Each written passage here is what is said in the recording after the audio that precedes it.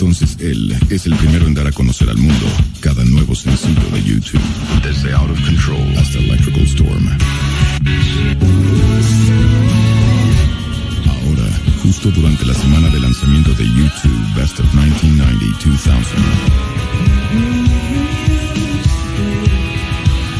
Radioactivo 0985 le abre los micrófonos a ese hombre. Hi, my name is Dave Fanning, and I'm going to be here on Radioactive. Dave Fanning, el locutor más reconocido de Irlanda, transmitirá desde nuestra cabina.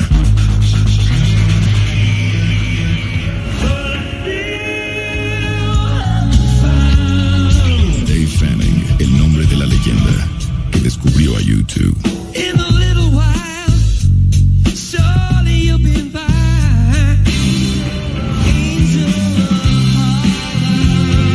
Escúchenlo de 12 a 2 de la tarde, del 4 al 8 de noviembre. YouTube, el grupo. Dave Fanning, el hombre. Radioactivo 0985, la frecuencia. We would be best to begin again.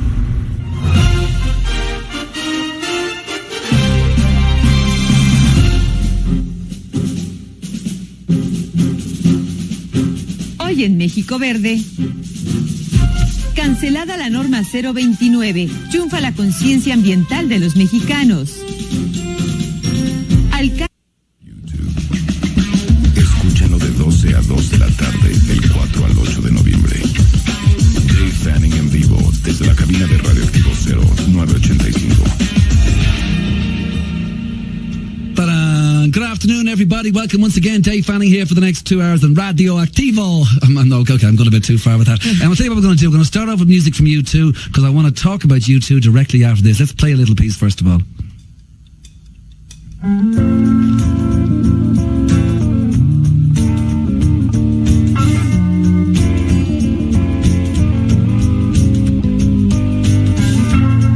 Is it getting better? Do you feel the same? Will it make it easier on you now? You got someone to blame. You say, one love, one life. When it's one need in the night, one love, we get to share it. Leaves you, baby, if you don't care.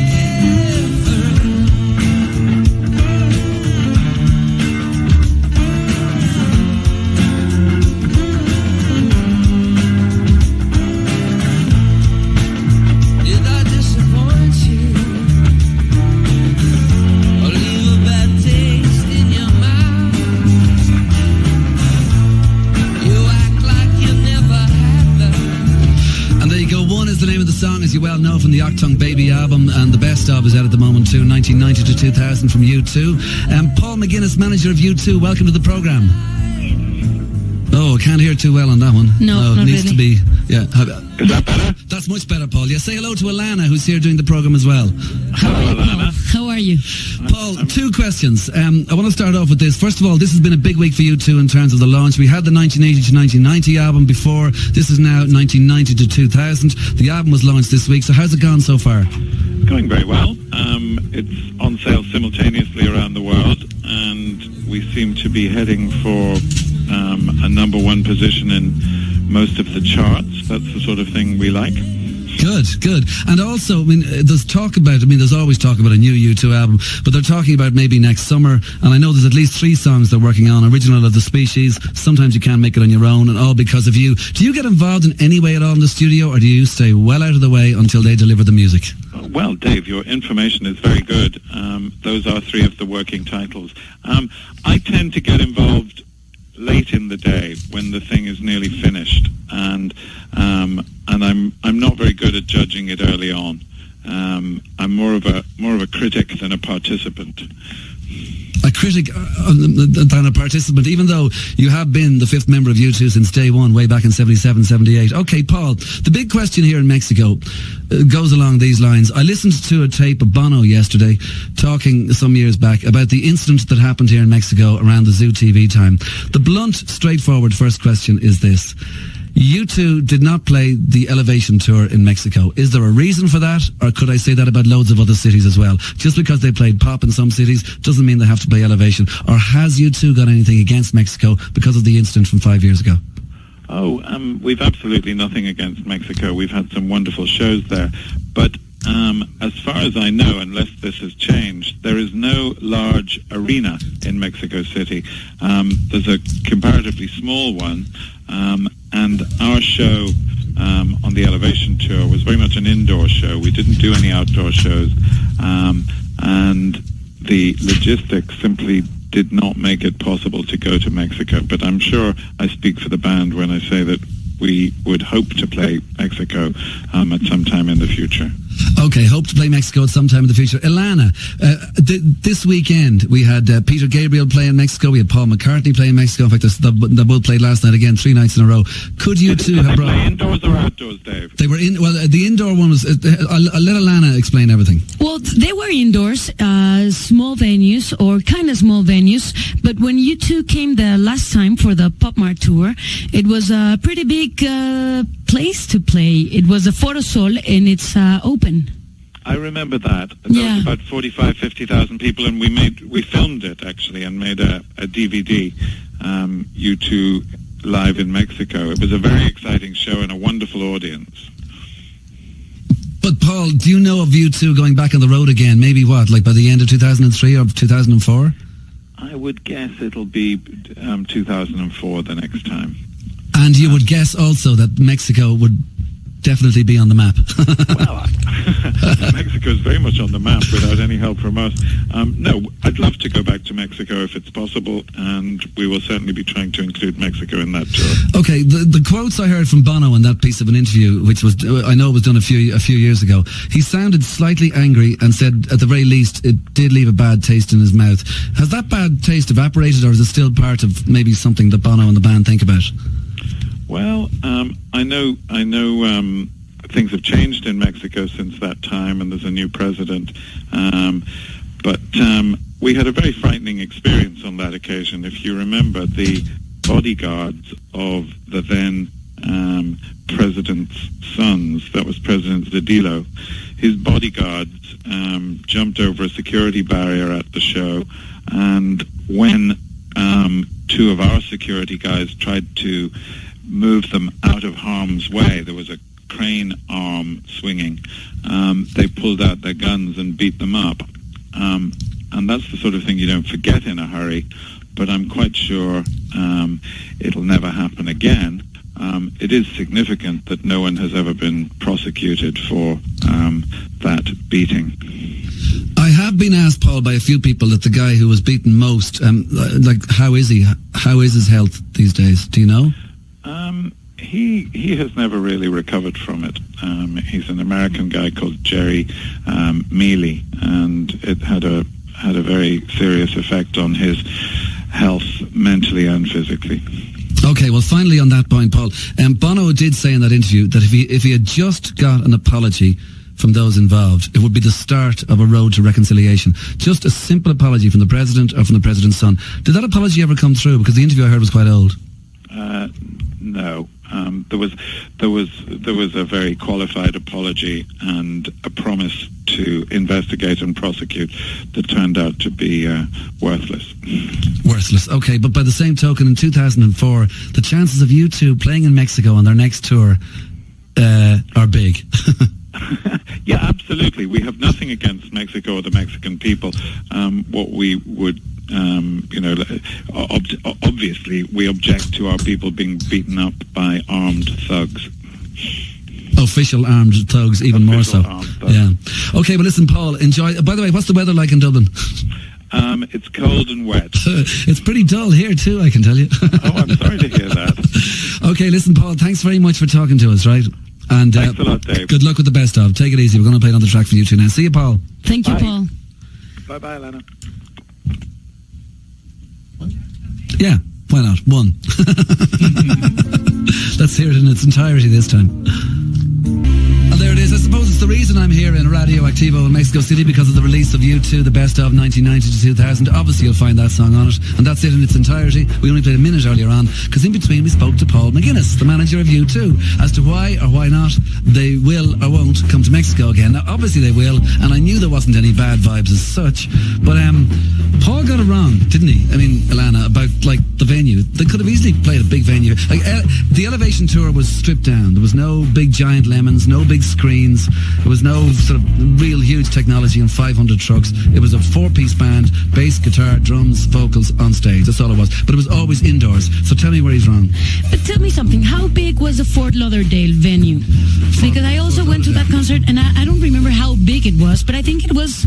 These venues, a lot of the venues they played in the States were about the average size of, say, Madison Square Gardens, which fits about 19,000 people, say, maybe 20,000 at the most. So how much would the indoor venue here fit? The same? Yeah, the same. The Palacio de los Deportes. I mean, when we were talking about Paul McCartney's concert, I said it was kind of small compared to Foro Sol, that it's huge and it's an open place, because Paul McGuinness was talking about that. So the Palacio de los Deportes, you can fit in 25,000 people. 25. Easily. Listen, I saw the Elevation Tour in the States about 4 times, and not one venue was 25,000 people. There's about 23 maybe maximum. Yeah. So if there's an indoor venue that can take more than those 4 in the States, then definitely it is incumbent upon U2 to play here the next time. They have to play in Mexico City the next time. For sure. In the Foro Sol, where they played the Pop Mart Tour, 50,000 people. So there's no problem with that. Okay, listen, we will have more stuff from interviews that I did with Bono later on in the programme, and we might have other stuff as well. We're going to, over the next few days, have a bit of Coldplay and have a bit of Paul McCartney and everything else. But anyway, later on we're going to do a bit of Bono. But right now, let's go with another compilation that's out at the moment. This time it's not 10 years of a band, it's 40 years of a band. 40 licks, the Rolling Stones. Let's Spend the Night Together, one of the great tracks of the 1960s. Let's Spend the Night Together is the name of the song, and that's the Rolling Stones. And when you see the collection I have out at the moment, 40 licks, sometimes you forget how good a band really is. Sometimes you just forget. You think their heyday was only early 1970s with Sticky Fingers and all that. But then there's some great stuff in the early 1980s and great stuff in the early 90s and the current single, Don't Stop. And you realise the Rolling Stones are one of the greatest. They still are, and it's a great collection. And I love that song. And what is great about the collection is that it's not just singles, but like their best songs. Their best songs, which is always a good idea. Yeah, exactly, yeah. Okay, listen, the band I'm going to play next is a band that I like an awful lot. And one of the reasons I want to play it is I was looking at the playlist for Radioactivo, which is the best playlist I've ever seen anywhere. It's so good, correct, right, proper, and up to date. But there's one band whose current album, I can't believe it's just passed me by. I didn't even hear it. In fact, I can't even remember the title. Flaming Lips is the band. What's it called? Yoshimi Battles the Pink Robot. Why did I miss that album? So that's why I'm going back to a previous album, okay? Because I love this song here, which is called Race for the Prize.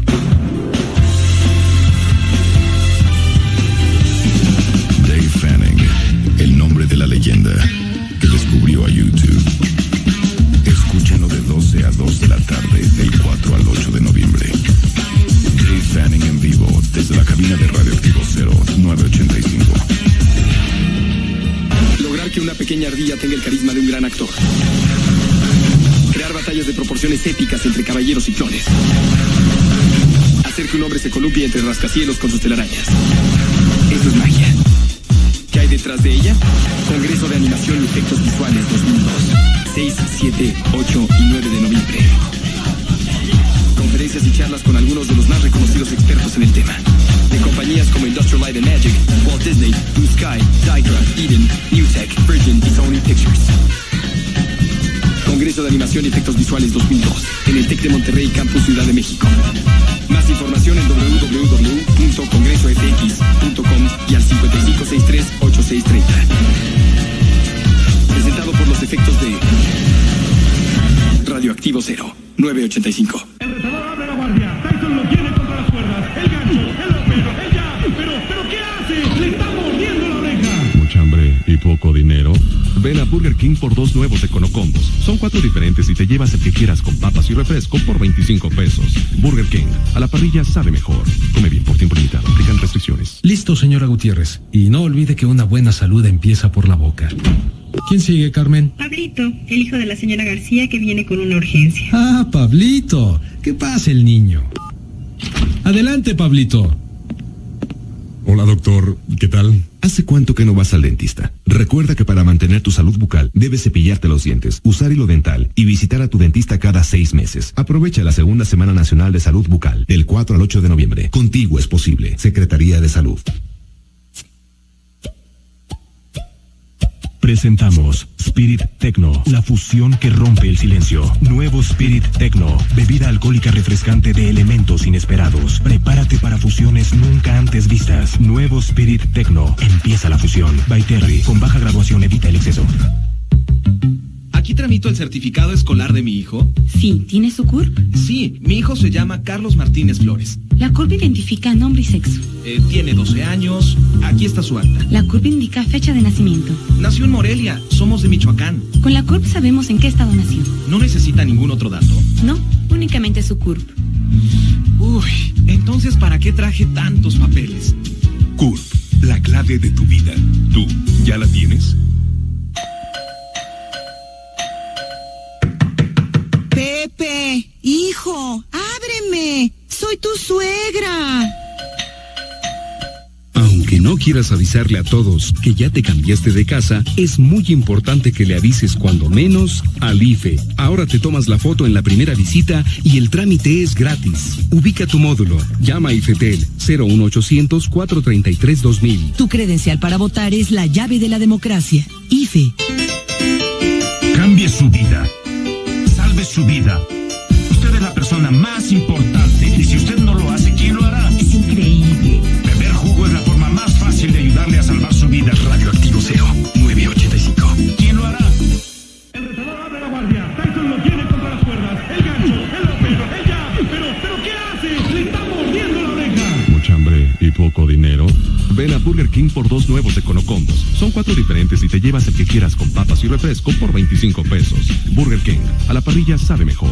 Come bien por tiempo limitado. Aplican restricciones. Aquel que te impulsa a crecer, aquel que te ha visto reír, aquel que te acompaña en los triunfos, en los momentos especiales, en las grandes decisiones, en los pequeños detalles, en las buenas y en las malas, es un amigo.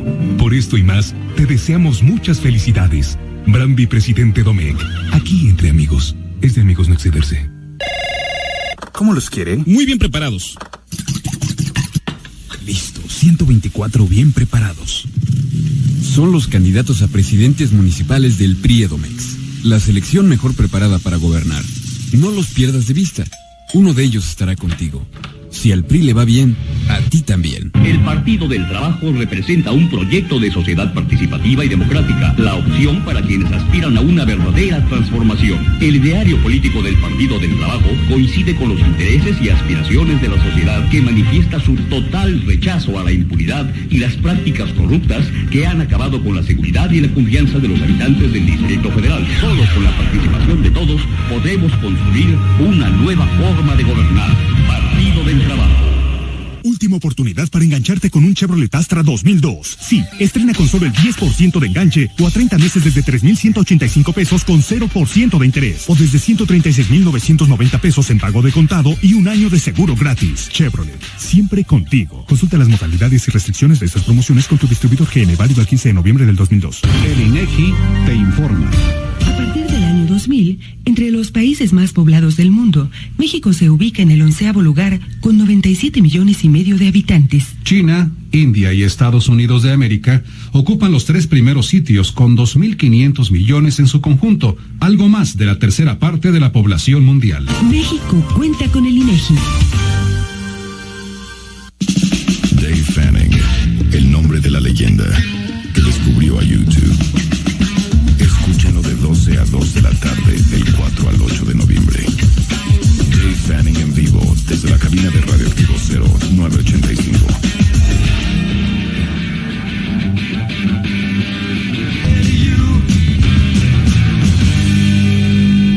In the City is what it's called. You know, in 1977-78 direction, great musical movement in Britain was the punk movement, the new wave movement, whatever you want to call it.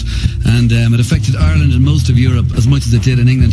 Obviously, the most famous band at the time is the Sex Pistols. The best band at that time was the Clash. But people sometimes forget that band there. And they were absolutely brilliant. That's the Jam, fronted by Paul Weller, who of course has just had about his 7th or 8th solo album out now as well. Still going strong and still, frankly, as angry as ever. But that song there is just a great little slice of serious dole cue anger, which is what it was all about in Margaret Thatcher's Britain, I can tell you, in 1977. Anyway, from there, something completely different, from London, in other words, to Seattle.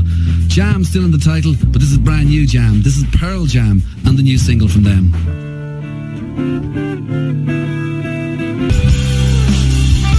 Están escuchando Dave Fanning en vivo.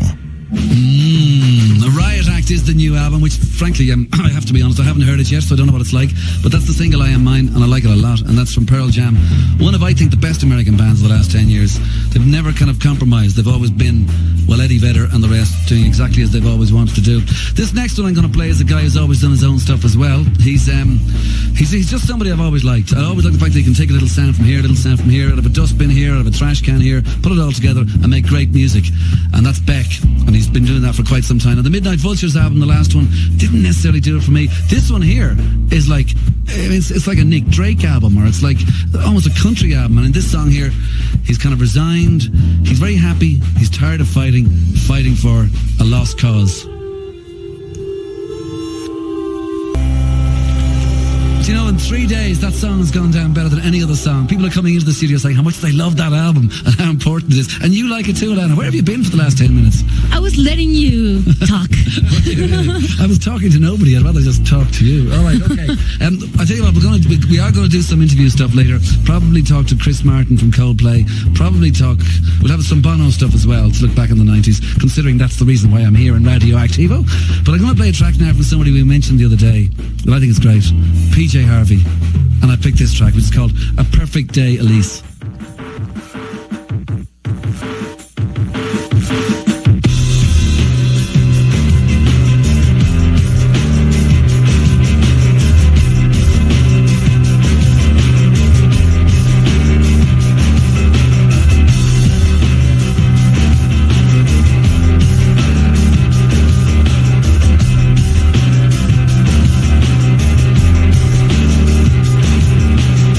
You got lucky, got lucky.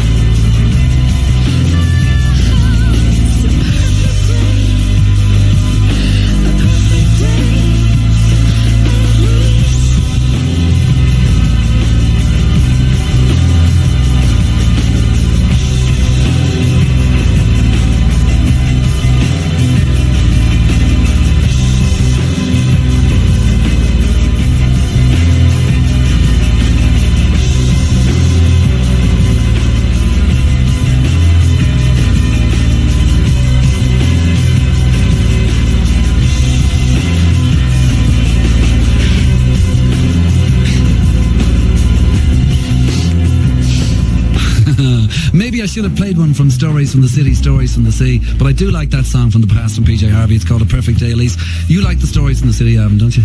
I think it's a great album, and the story of the album is interesting about the Mercury Award, that she had to go back to England and pick it up, and she couldn't do it because she was in New York. Yeah, do you know the way the Oscars are on in March, and the movies that are in contention for Oscars have to be from the previous year, like from January to December. For instance, the Oscars will be in, say, the 24th of March 2003, and all the movies will have to have been released in the States in the year 2002.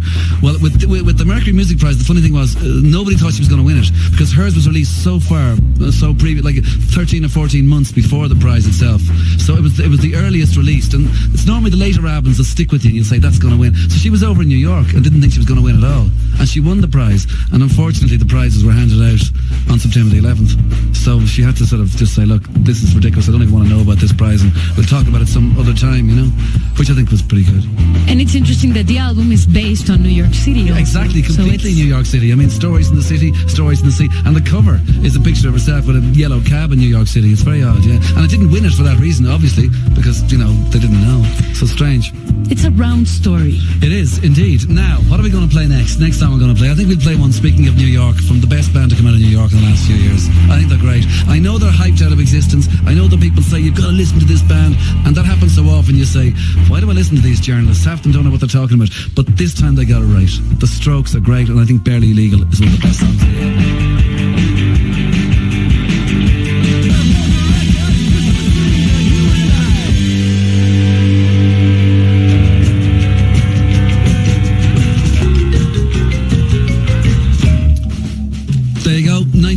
And before that, of course, the 2000s. In other words, Strokes, best new band, I think, in America in the last few years. Well, certainly best new band from New York, with Barely Legal from their album. And then, of course, Gone Daddy Gone. It's a long time since I've heard that from Violent Femmes. Used to play that a lot in the 1980s. I remember the 1980s. Do you remember the 1980s, Ilana?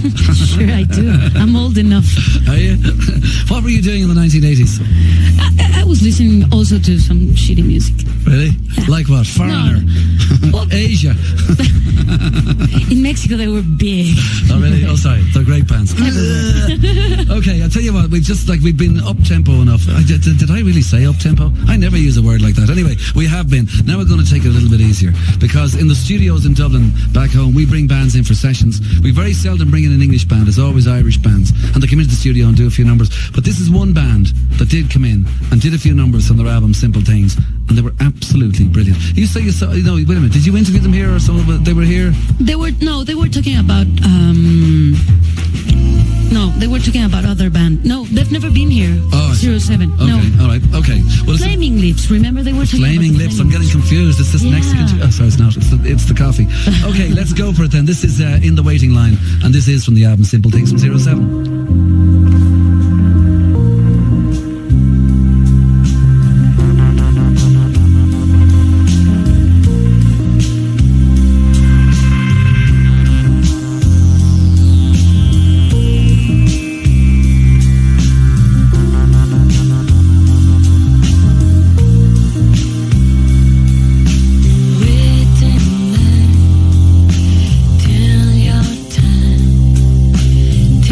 Taking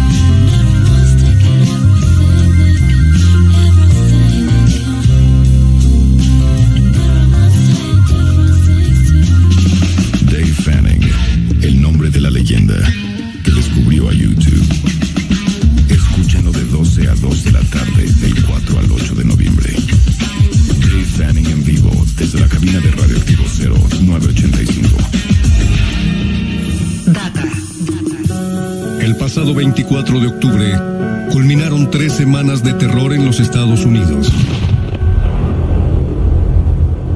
Se dice que se ha atrapado al francotirador del tarot, pero ¿cuáles son las consecuencias? Las razones para que un exmilitar decida disparar contra la sociedad civil y sobre todo, ¿qué pasa en el país vecino? Que su gente, adolescentes, exmilitares y público en general, se está disparando a sí misma. Data, francotiradores en Norteamérica, primera parte. Jueves, 11:30 AM. Data. Sacado de su cabina de 2FM para traer a México al locutor con más información relacionada con YouTube que existe en el mundo. Dave Fanning en vivo. Desde la cabina de Radioactivo 0985.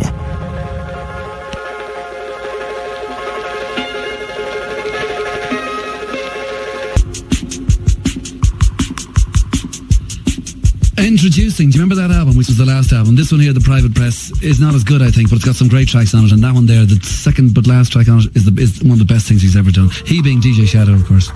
You Can't Go Home Again is what it's called. And they use it in Ireland on every single thing. When they're showing goals on television and soccer programmes, they use that piece of music. When they're showing politicians shouting and screaming, they use that piece of music. Just behind on the television set. It's kind of, I don't know, it's whatever. It's kind of all things to all men kind of music. Now you're giving some ideas to publicists in Mexico. Yeah, I shouldn't be doing that, yeah.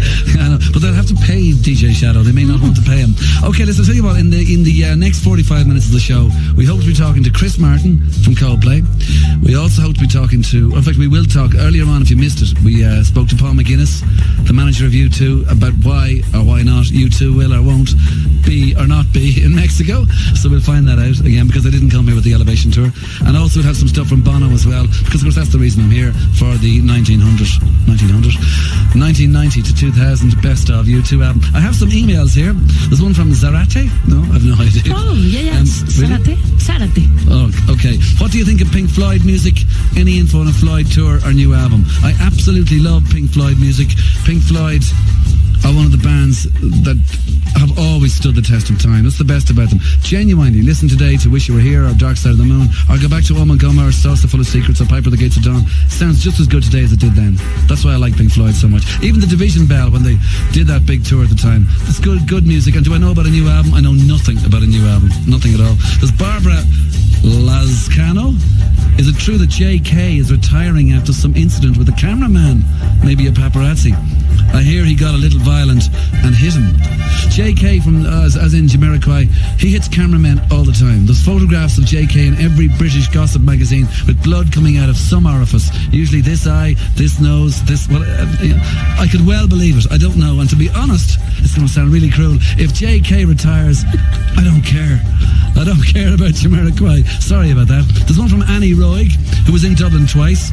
Paul McGuinness' interview, which we'll play again later, put a smile on her face to know that U2 will come to Mexico, given the chance. Well, you've given them the chance. I mean, RadioActivo would sponsor the tour, wouldn't they? Of course they would. Well, put their name behind it. Yes, they would, of course. Therefore, they will come. As far as I'm concerned, they will. We'll find out more from Paul McGuinness later on anyway.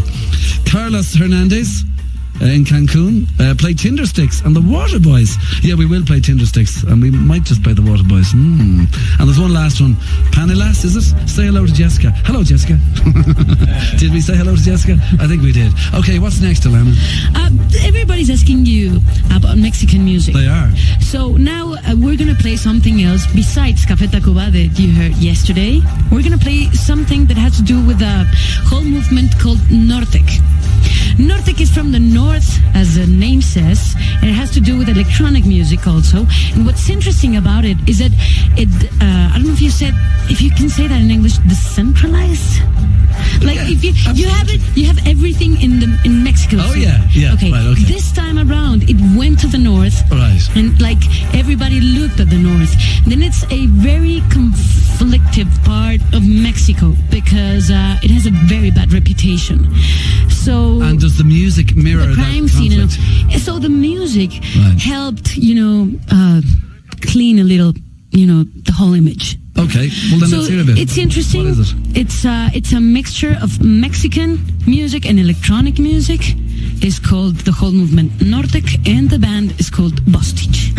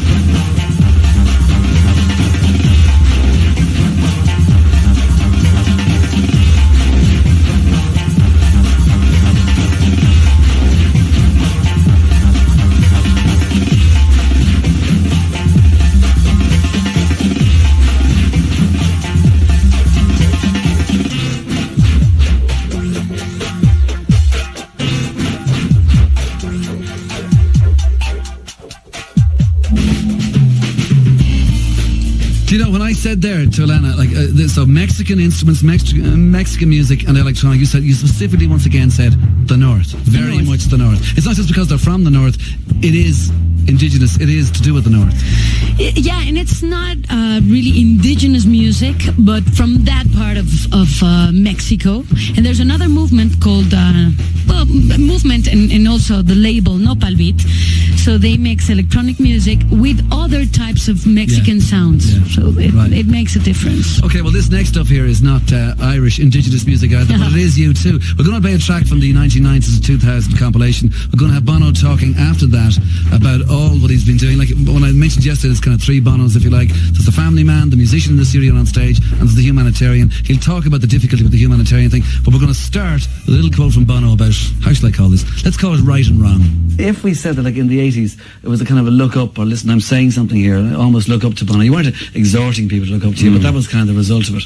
Did you think you had a duty to almost let people down in the 90s in the best rock and roll way you could? And by let down, by the way, I just get it over with. Yeah, because you had a lot of moral baggage we were carrying around in the 80s, and it really can weigh you down. If you're an artist, your duty is to be true, not to be good or not to be righteous. And I just wouldn't want to play that game, and I didn't want that if I was found on my hands and knees crawling out of a club at 6 o'clock in the morning, I didn't want people going hypocrite. I just wanted to say it first. And that's what the 90s were about for me. Instead of throwing stones at the obvious bad guys, be they political or spiritual. In the 90s, I tried to write about my own hypocrisy, the hypocrisy of your own heart and what you're capable of, and deal with subjects like ego, and deal with subjects like love versus duty, fair fight. They're interesting fights. Bad versus good. That's boring. Okay, because but what's right and what's almost right. Then it starts to interest me. Dave Fanning en vivo desde la cabina de Radioactivo 985.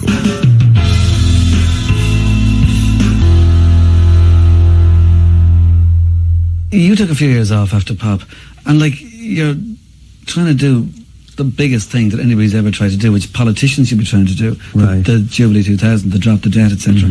In a nutshell, how's it gone so far? Do you think it's been cool? Do you think it's been... Because, I was talking to Tom York about this. He just looks at you and goes, I don't know how that guy does it. I mean, I'm involved in it. This guy is it. He just can't believe the amount of time and energy and effort when you shouldn't be doing it at all. It's a politician's game. Look, I agree, and it's no fun, and it's very unhip. It appeals to a certain side of me that's curious about power and how power works. And having trawled now the corridors of power in Washington and London and just this last day before yesterday in Prague, I'm interested. I'm very curious. I'm just curious about everything, And so I'm always curious, you drive past the White House and you think, well, what's that like? What's going on in there? And it's allowed me that. But aside from that, it's naff. And I wish I could get back to being in the band. But it's naff for all the right reasons. I have Tom York, he rings up and says, I'll do anything for this. Whatever you want, I'm there for you. If you want me to appear naked on a chat show, I do that. This idea is that important. So it's incredible to have people like that. Noel Gallagher, loads of people calling up saying, we'll do anything. Lauren Hill, I'll play a concert for you in Ethiopia. Mad people came out of the woodwork. Geldof, of course, who, is the original of the species. But we're going to get there. We've got $100 billion agreed. Now, we just got to get it into the mouths of the starving children. But what about the fact that at summits, right in front of all the world press, they all say, we'll do this, we'll do that. And a couple of summits, they've said one or two things. They haven't done it. Turns out it's very complicated. For example, they authorize the money. And between authorization and appropriation, there's a whole process. And in America, that process is called Congress. And the Congress in the United States is run by Republicans, but the president is a Democrat. So what I have to try and do is go to Congress and try to convince them not to play politics on this one, that there's 19,000 children dying every day, and this is a year that deserves a historic act of grace. That's really, and how are they going to feel if it passes by and all that people remember about the year 2000 is boom times on the stock market. I said, is that how low America is going to sink? Is that how low the UK or Germany? But I've had amazing things, like really tough guy in the American Senate, a guy called Jesse Helms. I mean, just mention his name. He's about 78 years of age, conservative guy from Carolina or whatever. Seriously, it puts the fear of God and into people. And I'd have him, you know, he actually wept in his office in front of me last week, just saying, I know we're not doing enough in the United States about what's going on in Africa, and I want to help you, and you just got to tell me how. I mean, it's really mad stuff, but there's bad guys too, and not even bad guys. Sometimes they're just busy, and they don't realize that, you know, there's so much at stake, and they say to me, you know, as somebody said last week, I won't give you his name, this money's going down a rat hole. You know, it's not going down a rat hole, actually. It's going to build schools, it's going to inoculate people against malaria, and it's going to educate people about the HIV virus. It's going down a rat hole. And I say, look, I know you're concerned about conditions and the wrong people getting the money. Here's the conditions. And we go with a bam, bam, bam, bam, bam, bam. And then he looks at me and he kind of goes, you got priests and pulpits, you know, you got pop stars, you're not going to roll over me. And in the end, actually, this guy came through. But just the arm wrestling is fun. You'd laugh if you saw me literally arm wrestling with the Kohler, is the new chairman of the IMF, and just sitting there, he said to me, so, you have the money, and now you have the heart. And I said, no, I had heart before I had money. What about you? And, I mean, people say, I mean, one thing actually I like is people are being really straight up with me. They're not patronizing. So does that mean you're coming across some politicians who'd say, look, a few million more dead in Africa might do Africa a bit of good? No, never that. I haven't met that particular kind of evil. Right. The evil that I'm meeting is much more banal. It's where the fog allows you to make no decisions. Yeah. You know, and a little knowledge is a very dangerous thing. You find that in the media where people go off half-cocked. They think they have the other side of the argument, but they haven't really researched it. Yeah. And, you know, we have Harvard working on this every day. We've got some of the smartest people in the world, and I'm not one of them. But they're working on it. And I'm, you know, getting the applause, and I'm the spokesperson, and I'm the one that the politicians will let in the door. Yeah. But we know our shit. We know what we're talking about. And sometimes it's annoying to me when people who know a lot less and go, oh yeah, but I mean, that money's going to the Sudan, you know, and they're at war. I mean, what, they're just going to buy tanks? And I just want to go, I'll fucking buy a tank, pal. And I'm coming around to your office. Yeah, right. Are you allowed to have bad language like that on the radio, Ilana? Yeah. Well, if we speak in English, we can. Okay. Not in Spanish, though. No, right. Fair enough. Okay. Well, in English, and it's Bono saying it. So this is kind of a big U2 thing this week. So I'm not going to complain. That was Bono talking, and Bono talking before the track as well. Stuck in a Moment You Can't Get Out of, from the All That You Can't Leave Behind album, which is also, of course, on the 1990 to 2000 Best Of album by U2 as well. There's a bit more U2 to go before the end of the program. And that's a talk with Paul McGuinness as to why or why not U2 will or won't be playing in Mexico again. And we will talk to him. He's the manager of U2. And this time is going to be translated for... Great. You can translate everybody. It. It won't be me. Okay, I'll tell you what. We're going to play some music coming out of the break pretty shortly, which is from Radiohead, from their first album, Pablo Honey. The song is called Creep. But first this. Dave Fanning, el nombre de la leyenda que descubrió a YouTube. Escúchalo de 12 a 2 de la tarde, del 4 al 8 de noviembre. Dave Fanning en vivo, desde la cabina de RadioActivo 0985.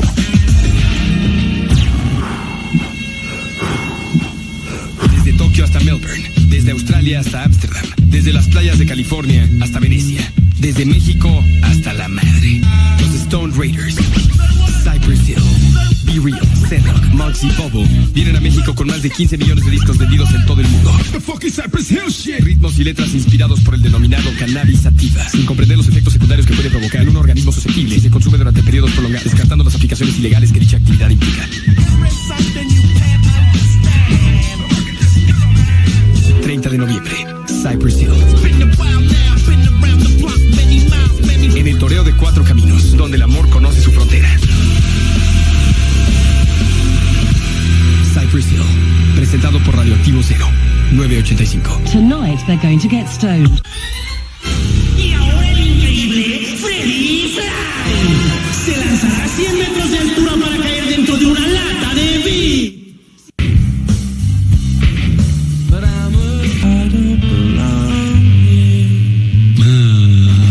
So that's one of the most popular songs on any kind of rock or alternative music station of the 1990s. It's one of the hugest, biggest songs that we used to have in the early 90s from that Pablo Honey album, which isn't necessarily a great album, but that is a great song. Do you know something about that song? They had to pay somebody money for sampling a bit of an old song. Bet you didn't know that, did you? Or did you? It was a huge hit single, I'd say mid-80s in Britain, by the Hollies, called The Air That I Breathe. Okay, The Air That I Breathe. The Hollies might be best famous around the world for the fact that in the early days there was a guy in it called Graham Nash who became Crosby, Stills, Nash and Young. Anyway, the Hollies had a song called The Air That I Breathe, and there's a middle bit of the Radiohead song Creep. They stole it lock, stock and barrel, completely, 100% stolen, and rather than get into any kind of a hassle, they just paid some money to the previous publishers. Did you know that, Ilana? No idea. Do you care? But did you know that also this song is one of the biggest songs in Mexico and all the lists? I'd say it's the exact same in Ireland. Every time they call a radio station, probably the same in Ireland. Creep. Yeah, exactly. Yeah. It happens everywhere. Absolutely. Okay, now what are we doing next? Because you've got some... Yeah, we have to give the number so people can talk to you, ask for some music, maybe say hello to you. Right. Say hello to Ireland, I don't know, whatever. You give the number and roll some of those R's there, Ilana. Let me say that in Spanish. 516688985. And also in Spanish, la gente que quiera hablar en inglés lo puede hacer para que platiquen con Dave Fanning. What I just said is they can speak English and talk directly with you, on the phone. That sounds good to me. Okay, let me give, again, it's dave@985.com.mx. You want to say that? No, I don't want to say that. Then. You say it so well. No, I don't. Okay, so we're done with that. Okay, so what do you want to do next? I don't know. I picked everything so far. There's only a few minutes left. Well, you were talking about what happens when you have a bit of a song and you have to pay for it. We were going to play a song that it's famous for that. Absolutely, the Rolling Stones had to get. In fact, it wasn't the Rolling Stones that got paid. The manager? Yeah, exactly. Andrew Loog Oldham, which was really pretty cruel. And because things went haywire, this was a huge hit single for the Verve, and I think they had to give 100% of the money or something. Yeah, they did. Yeah. That's so mean. Terrible. That is so wrong. Oh, the song was so good. It was Bittersweet Symphony, the Verve.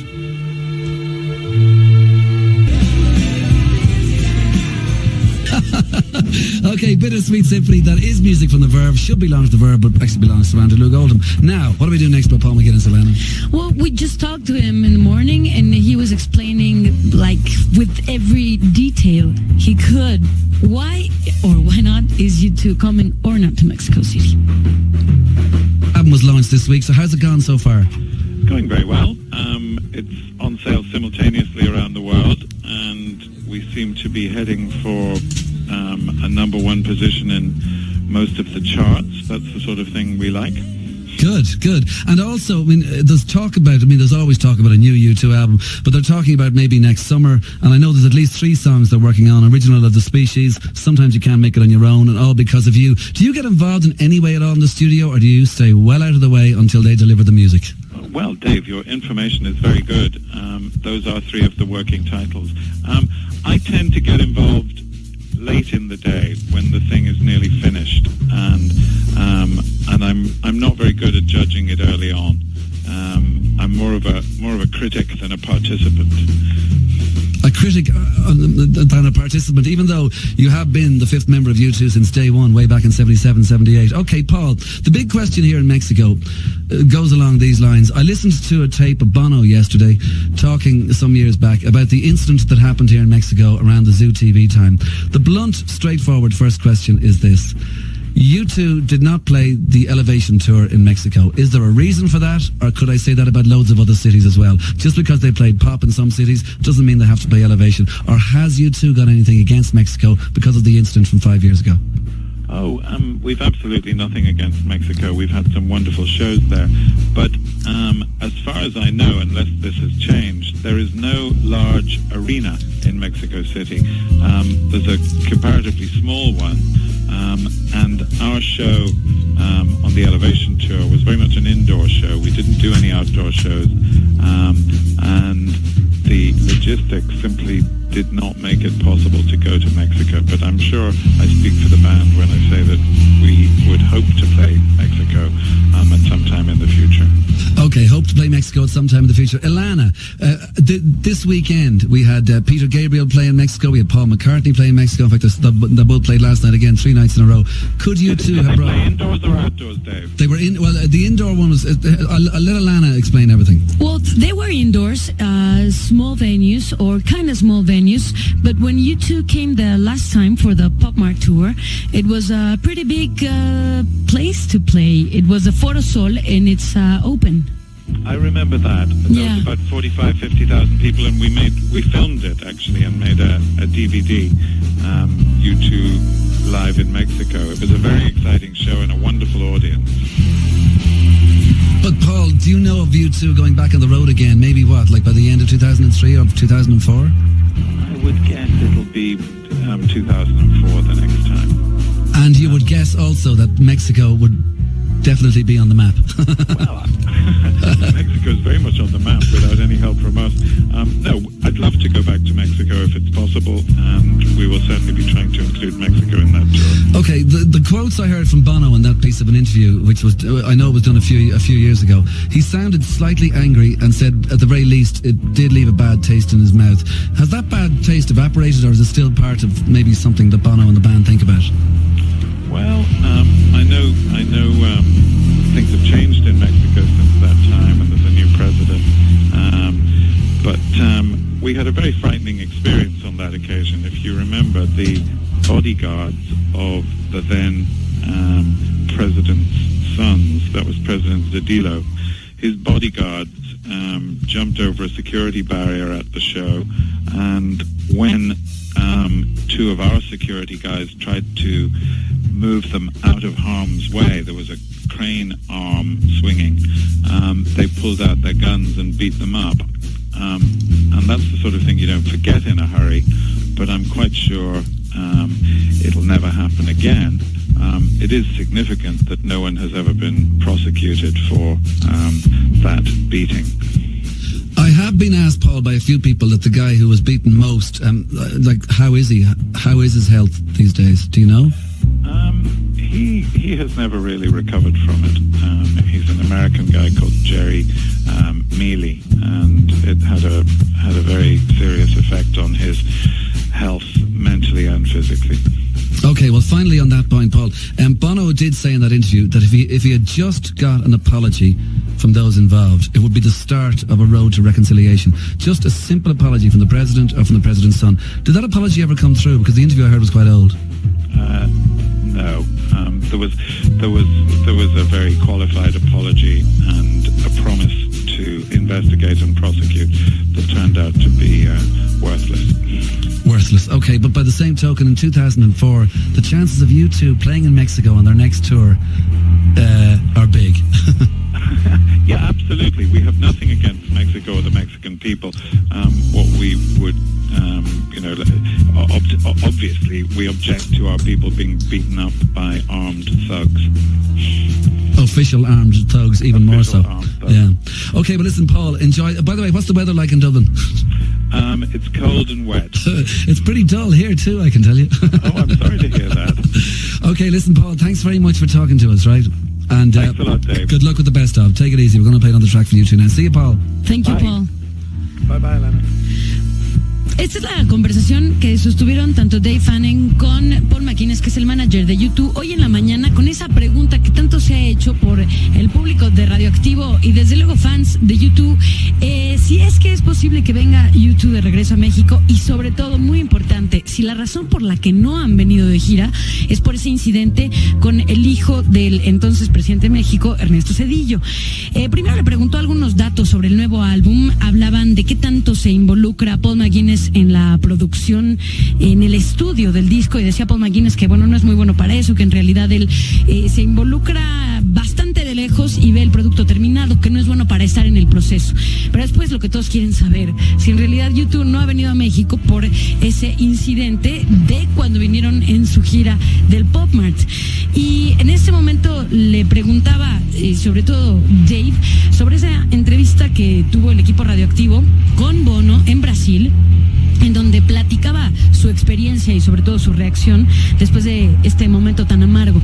Decía que, bueno, desde luego no tiene nada en contra de México ni de el público mexicano, que de hecho es uno de los mejores conciertos que han tenido, incluso lo grabaron para un programa especial, y lo que decía es que no han venido a México porque no hay un estadio lo suficientemente grande, y que en el Elevation Tour, que fue en un foro cerrado, en un estadio cerrado, la logística pues no ayudó para que se acoplara a México, pero que lo van a hacer en el futuro. Entonces hablamos de cuánta gente cabía en uno y otro foro, que si en el Palacio caben 20,000 personas, entre 15 y 20,000 personas, que es en donde estuvo Paul McCartney, y que por otro lado ha estado Peter Gabriel en el auditorio, que desde luego no sería suficiente, y que sí, efectivamente tenemos un gran foro, que es el Foro Sol, en donde caben 50,000 personas y en donde fue el Pop Mart en aquel año. Entonces decían que en el 2004 seguramente pues estarán de gira otra vez y que México va a estar en el mapa. Entonces fue cuando Dave le dijo que Bono había estado enojado en aquella conversación que tuvieron y que se habían quedado con un mal sabor. Eso es lo que dijo el manager de YouTube, Paul McGuinness, que las cosas han cambiado, eso lo reconoce, hay un nuevo presidente en México, pero que la experiencia fue muy fuerte. Relata otra vez la experiencia, que pues no la vamos a repetir, creo que ya todos la conocen, pero que eso pues no se puede olvidar tan fácilmente. Sin embargo, saben que no va a volver a pasar. Ahora, no se ha seguido un proceso legal, no se ha seguido una investigación, cosa que aquí hacemos una acotación, no nos parece nada extraño, pero que bueno, pues lo que sí es importante recuperar de esto es que no, ahora sí hablando de recuperación, no se ha recuperado Jerry Milley, que es quien estaba por parte del equipo de YouTube después de la golpiza que le puso la guardia del hijo del expresidente Zedillo, y que tiene un efecto serio de salud física y mental, y que nunca se pidió una disculpa. Es lo que también, eso es lo que los tiene muy enojados. No se dio una disculpa no se pidió por parte de Zedillo o de su hijo, y que bueno, pues tampoco se le dio un seguimiento al caso, pero reiteraron, no hay nada en contra del público mexicano. Wow, it sounded good from Paul McCartney. It sounded sexy from Ilana. I'd rather the latter. Well, that's a translation. That sounds like, I mean, I've no idea. I'm sure I've just heard a few bits. I don't know what you said, but that's the translation. Good. Yeah. I think it's looking pretty good. Yeah, next time you two go on the road, Mexico will be on that map. On 2004. Exactly. So? Is that us? Goodbye. Bye-bye. Yeah. See you, bye-bye. Okay, well, bye-bye till tomorrow at midday. And thanks a million for all your phone calls, all your emails, and thanks to Paul McGuinness for talking to us as well. And we will talk to Chris Martin from Coldplay probably tomorrow, and Paul McCartney as well. Thanks, Dave. Thanks, Ilana. Dave Fanning, el nombre de la leyenda que descubrió a YouTube. Escúchenlo de 12 a 2 de la tarde, del 4 al 8 de noviembre. Dave Fanning en vivo, desde la cabina de Radioactivo 0985. Hi, this is Stone Gossard from Pearl Jam. And this is Mike McCready from the same band. Pearl Jam, Riot Act, el séptimo álbum de Pearl Jam. Primero en Radioactivo 0. 15 de noviembre en cualquier mix-up de esta ciudad por 98.50 pesos. We had time to cover the songs and do our own thing for a while and be away from each other. Riot Act, Pearl Jam.